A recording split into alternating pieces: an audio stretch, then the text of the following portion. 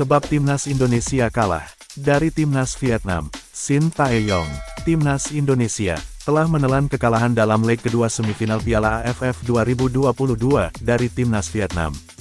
Bermain di My Dinh Stadium, skuad asuhan Shin Tae-yong takluk dengan 0-2. Kekalahan ini membuat Indonesia gagal melangkah ke final Piala AFF 2022 pada pertemuan pertama melawan Vietnam di Stadion Utama Gelora Bung Karno SUGBK di Jakarta pada hari Jumat, tanggal 6 Januari tahun 2023. Kedua tim main imbang tanpa gol. Shin Tae-yong mengatakan, pada pertandingan ini, para pemain Indonesia belum beradaptasi dengan lapangan.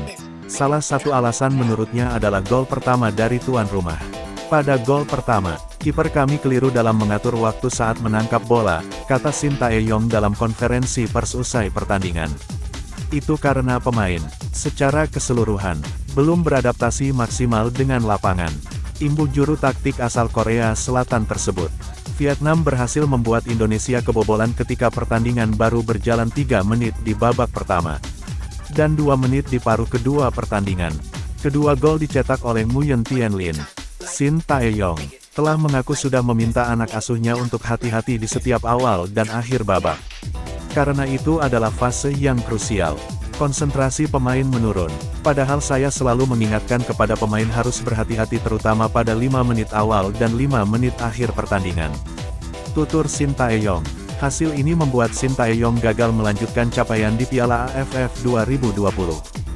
Ketika itu dia berhasil membawa anak asuhnya melangkah sampai ke partai final. Pada pertandingan final Piala AFF edisi sebelumnya, Indonesia gagal menjadi juara karena kalah dari Thailand dengan agregat 2-6. Garuda kalah 0-4 leg pertama, dan pertemuan kedua main imbang 2-2. Nguyen Tien Linh membobol gawang timnas Indonesia ketika babak 1 dan 2 belum lama dimulai.